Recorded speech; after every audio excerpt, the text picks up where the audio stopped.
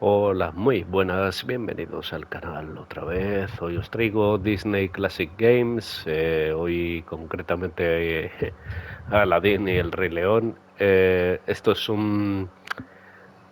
pues no es un remake ni un remastered, es simplemente los ROMs de los juegos pasados como siempre, pues como pasó en el Jurassic Park, en consola barra Steam.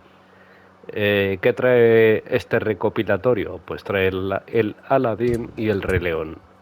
¿Y qué traen estos juegos? Pues el museo con unos documentales sin subtitular, así que vais a tener que tirar de inglés para averiguar qué es lo que dicen. Y os pondré estos dos de inicio y pues a ver si os podéis enterar un poquillo. Supongo que los amigos de Hispanoamérica pues sabrán un poquillo más de inglés. Aquí pues sabemos lo justo para enterarnos lo justo. Pero no os enfurrusquéis porque lo importante es que vamos a jugar juegos de los 90, juegos que marcaron una época, una niñez, por así decirlo, en los que pues nos veíamos estas películas y flipábamos de lo lindo, porque Disney antes molaba. Y nada más, bueno, nada más no. Tenemos la versión de la consola N, que es Super Nintendo, la consola S, Mega Drive, la definitiva, que no sé cuál es, y la de prueba, que yo creo que es la Game Gear. Pero bueno, vamos a jugar la consola S, que es la que a mí me gusta, la que disfruto, porque ya sabéis que soy de la opinión de que en Mega Drive el sonido era mucho mejor. Y nada, os dejo con el museo, disfrutadlo y nos vemos.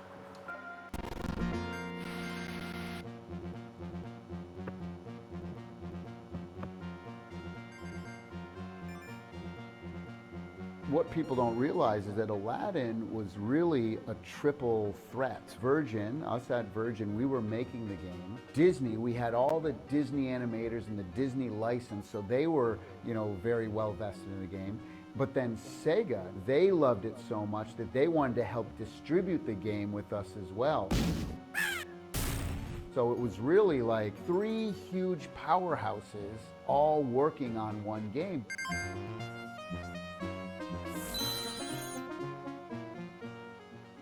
We sort of built this cool team who really cared about animation, and we made a game called Cool Spot for 7-Up. I was part of Dave Perry's team, and we were doing the Genesis SKUs of games at the time. So we had done Global Gladiators, and then we did Cool Spot, and then we started working on Jungle Book, which that was one of my favorite Disney movies of all time, so I was really excited to be doing that. So if you're from Disney and you saw how lovingly we were making Jungle Book, I think that was a surprise to them. They probably looked at that and went, okay, these are the guys. I was doing a bunch of Mowgli animation and monkeys, and we were just sort of getting into it. And then the Aladdin thing came in out of the blue, and so our team, Dave Perry and myself and our group, got pulled over to Aladdin. They already had started Aladdin with another developer, but decided to give it to us. Basically, my understanding was Disney came to Martin Alper, the president of Virgin, and says, hey, we've got this product, and the current developer is sort of failing. They brought us in, I think it was almost like 20 people maybe, where you include all the designers, and basically said, go, okay, what do we need to do? You see how the world works, it's kind of strange. You can't quite just jump to say, well, we'll just do Aladdin. You have to sort of weave your way to it. You've got proof you can do cell animation in a video game. You've got artists that clearly can do very high quality Disney animation. And then music, our music was going to win awards again. We're on a roll at that point. Aladdin was just this flow of each game we did sort of gained more and more energy and attention on our team. We didn't have much time to do Aladdin. We did it in about 99 days. It was one of the fastest game developments ever. We had to have it done and finished by the time Aladdin came out on video that Christmas, because they were going to put in a flyer, remember? They were going to put in a flyer in like 10 million Aladdin VHS tapes saying, and buy the video game. So we had this massive deadline. We just pounded out a design document in a couple days. Everybody was really excited because we were getting to do a Disney Aladdin game. It was great because everyone was united by desire to work with Disney, work with this company that's like pushing new boundaries. I mean, our goal really was to do justice to the movie, which was a huge hit at the time. We were going to take hand-drawn animation, scan them in, and then color them in, tidy them up, so you could actually be playing an interactive cartoon. They were doing hand-drawn pencil and paper animation that they had experimented with digitizing and getting into the computer and then playing on the Genesis. It was exactly the kind of thing Disney was looking for at the time. They had this great engine and had yet to put a really big license to it. And so it was like the big license meeting the perfect engine at the right time, this little brief window. Just the pipeline for the animation was a pretty major hurdle. I was shuttling back and forth between Irvine and Florida, where Disney was at the time. I was still pretty green, and they sent me down to Florida to try and teach these featured superstar animators how to do video game animation. And I was like, they should be teaching me how to do animation. We burned a lot of time in the beginning figuring out how to make it look the way it was supposed to look. I think as an artist, you always look at your work with a critical eye and you're never totally happy with it. There were a lot of people, especially at Virgin, that were losing confidence in our ability to pull it off. And so it wasn't until the stuff started coming in and looking good and then started coming in fast enough that it was clear it was going to get done that everybody kind of relaxed a little bit. We'd all like design games and been around games, so we just started adding our own ideas, and Dave would just incorporate them. In the lamp level that you did, Yeah. was that in the No, that wasn't. That was one that was totally not in the movie. It was the parts, Yeah. you recognize the parts in it, maybe Yeah. from like some of the more abstract yeah, moments in the movie. yeah, we got the graphics were from the movie, but the actual, Aladdin's actually inside the lamp kind of thing, and he's jumping around on the genie's body, which really I don't think there was anything like that. Disney just accepted it that's necessary to make changes to make some gameplay. But it looked like it belonged He totally. did, yes. Because you use lots of actual genie parts, right? You have Yeah. the flicking finger, you bounced Yeah, off. and there was the big letters. I think at one point there was like big letters, like Roman numerals on columns of that. I think that was also. So the in imagery movie. looked very familiar. It was all from the game, Yeah. all from the So- movie. Yeah. I always feel, I just wish we could have more time. I like to fix the camera. Yeah, the camera's so jerky. Like, we didn't realize it at the time because Dave hadn't smoothed out to the camera's the engine yet. So now when I look back at Aladdin, you jump, the camera's gone. We did more professional testing than we'd probably ever done. It meant that we were running these focus tests. We were watching through glass and watching That's right, kids I play. remember. And we would argue it's too easy or it's too hard. And then you would see the kids having a really, really hard time. And that settled all the arguments. Who cares what your opinion is? We're watching a bunch of kids suffer right now. I don't care if you think it's easy or not. These kids are suffering. Please fix it. I had a special screen that I used for testing the game that we would use on the team. You type in a code and my face would appear. Yeah. And it was just what I used to sort of really, really hack the game and play and test and jump wherever I wanted. It turned out this actually really helped for my career because, people start to recognize you from the game. The code gets out. Because people find our cheat codes, they find how we've been making the game. Well, actually, I would leak them to the press, actually. Because the game was moving so fast, everyone was excited every day by what they were seeing. It was feeling good, it was looking awesome, the animation was coming in. I don't think we realized it at the time, but the fact that that group of people got along as well as they did under the amount of pressure that they were under and performed their jobs without killing each other is pretty amazing. It was actually a really, really good group of people. And I can tell you, the group of people that I worked with down in Florida, that's like one of the best groups of people I ever worked with. For us, I think it was like a brotherhood. We were all passionate, we were all young people, none of us were really married or had kids, so it was our whole life, and we were so passionate about making the best stuff possible. And when you have 7, 8 people all like that in a room together, it's pretty amazing, pretty magical. I think what's important on a team is that you respect the talent of the other people. Oh. Because what occurs when that happens, when an artist draws something and you're like, oh my God, it looks really good. It actually creates this, it's not just respect, but I don't know, somehow it makes you Trust. feel really good about the people you're with. And if anything, I would define it as you feel lucky to be there. You feel lucky that you're surrounded with this group of people, and then they look around and they feel the same thing. And I think ultimately you end up with this very tight team. Because of that, you know, everyone was just delivering. That really made this whole thing work well. Just remember all the people. I think it's the people that really hit me, and just the craziness of. I still work in the video game industry now, and it's very sane. But back then, it was just the Wild West. Everything was unusual, especially when they brought so many Brits over. They put us all in the same apartment complex. Oh, that's right. So it was like an oasis, right? And you just get pizza and everyone come over and eat. We do hang out at each other's places. In terms of how well we got along, or how, you know, the quality of that team, we went on to do other projects together and stuck together. We definitely had a good. Well, you and I, we've been working together ever since, pretty much. Pretty much, yeah. For Virgin as a company, they became a much bigger company, and they had a lot more opportunities, a lot bigger opportunities after Aladdin, because they showed what they could do. You know, they got the Lion King game, and they got some other games, and they were able to bring in more people and more talented people and do bigger projects. And I think Aladdin opened the door for them. After Aladdin, you could feel the company growing.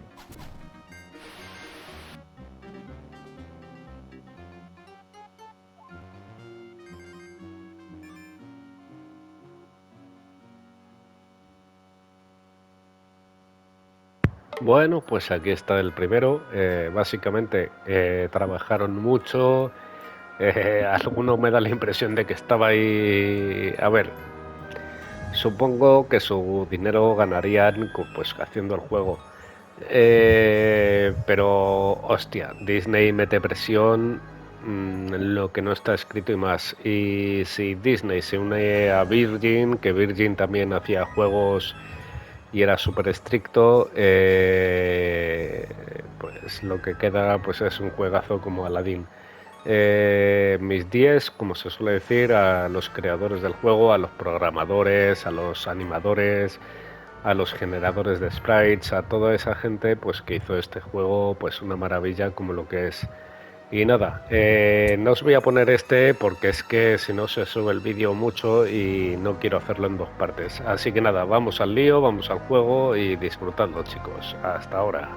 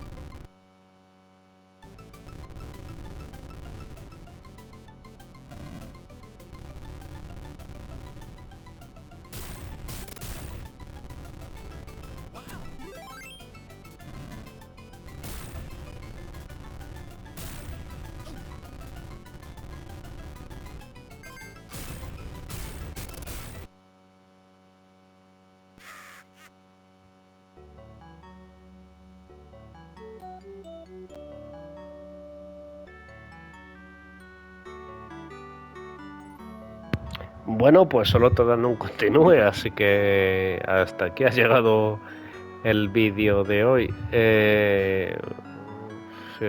Prometo intentar pasarme el puñetero Aladdin. Y nada, espero que os haya gustado y nos vemos en el siguiente vídeo, chicos. Hasta luego.